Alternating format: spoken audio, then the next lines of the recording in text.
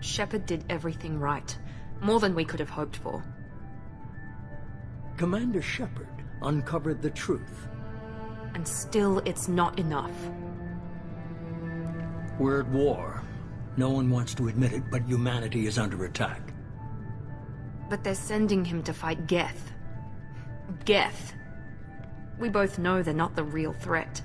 The Reapers are still out there. And it's up to us to stop them. The Council will never trust Cerberus. They'll never accept our help, even after everything humanity has accomplished. But Shepard, they'll follow him. He's a hero, a bloody icon. But he's just one man. If we lose Shepard, humanity might well follow. Then see to it that we don't lose him.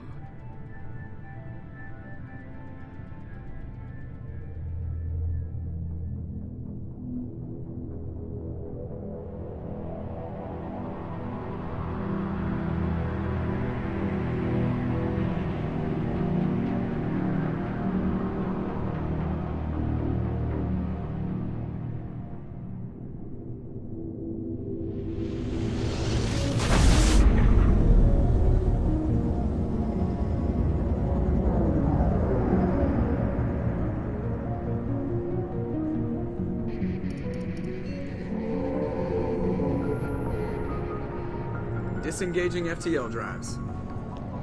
Emission sinks active. Board is green. We are running silent. We're wasting our time. 4 days searching up and down this sector, and we haven't found any sign of Geth activity. 3 ships went missing here in the past month. Something happened to them. My money's on slavers. The Terminus system is crawling with them. Picking up something on the long-range scanner. Unidentified vessel. Looks like a cruiser. Doesn't match any known signatures.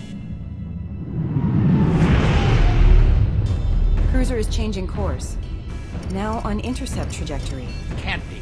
Stealth systems are engaged. There's no way a Geth ship could possibly... It's not the Geth. Brace for evasive maneuvers!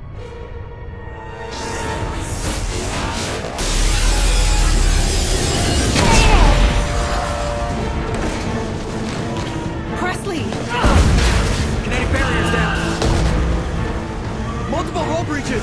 Weapons offline. Somebody get that fire out.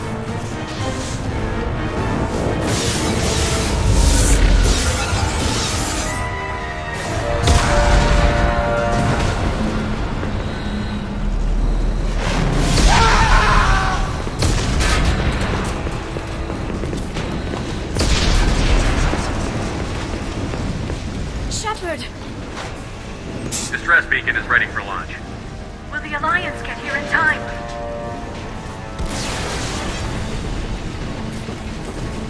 The Alliance won't abandon us. We just need to hold on. Get everyone onto the escape shuttle. Joker's still in the cockpit. He won't evacuate. I'm not leaving either. I need you to get the crew onto the evac shuttles. I'll take care of Joker. Shepard! Liara, go. Now. Aye, aye.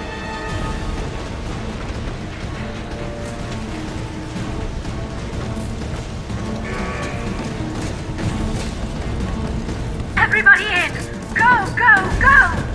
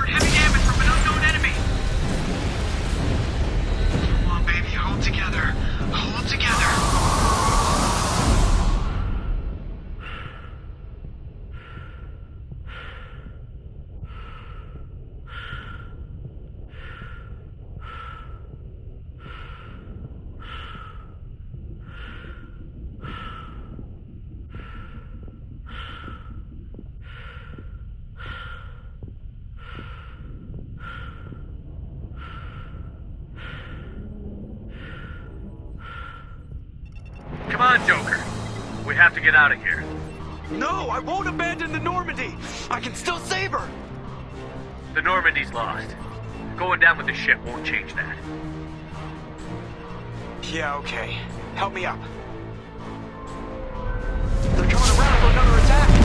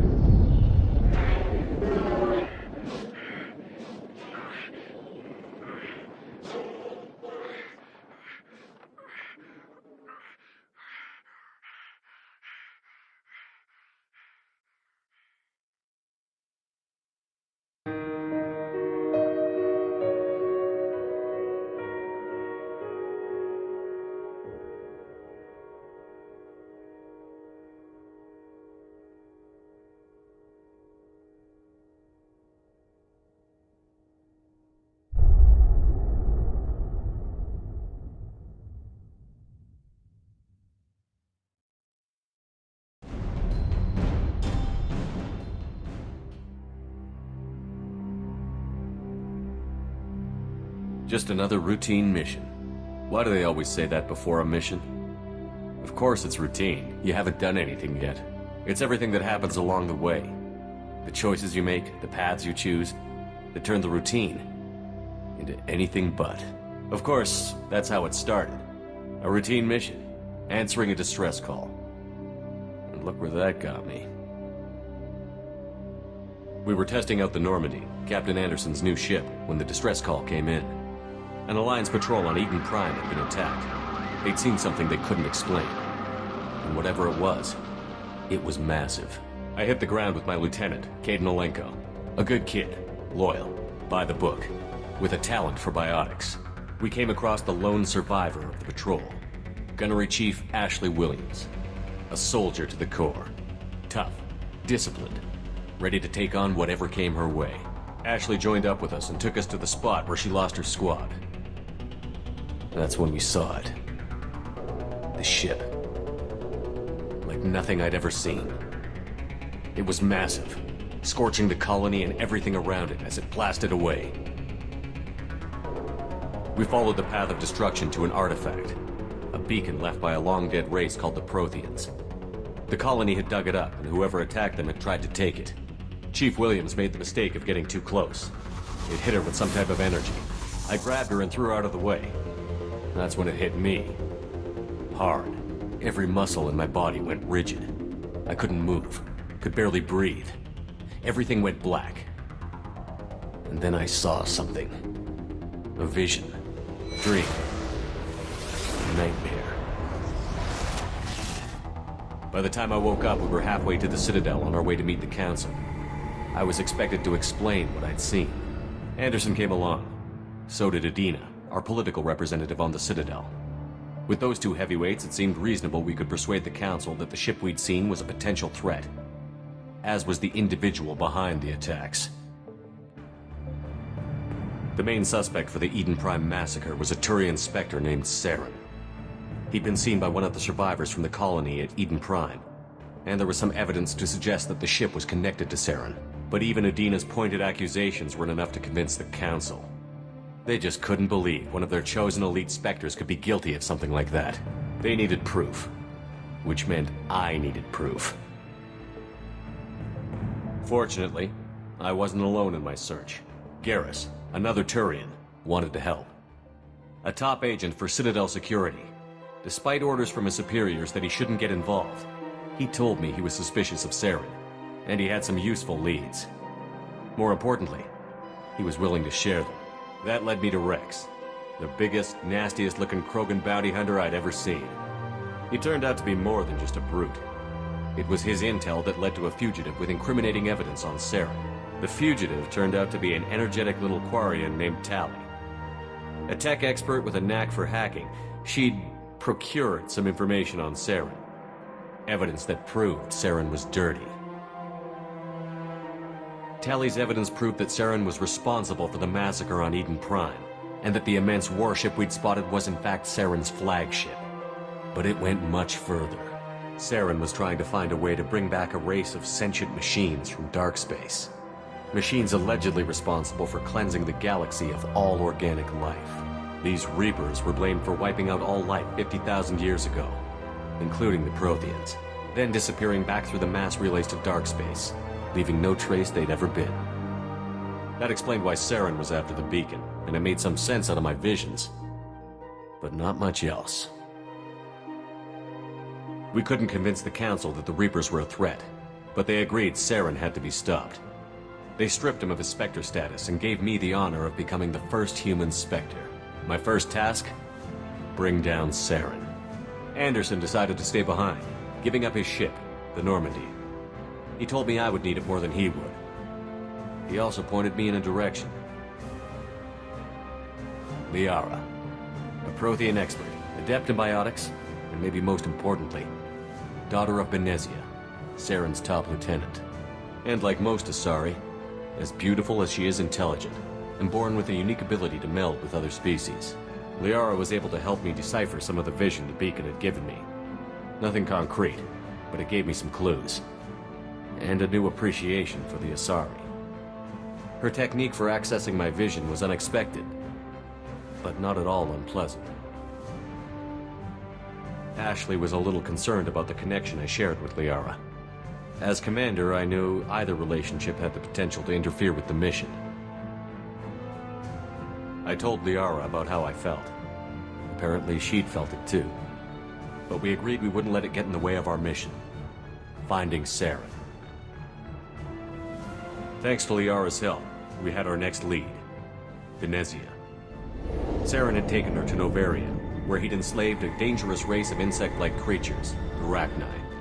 He ordered Benezia to use the same technique Liara had used on me to extract information from the Rachni Queen. The Queen's drones were everywhere, and they weren't happy.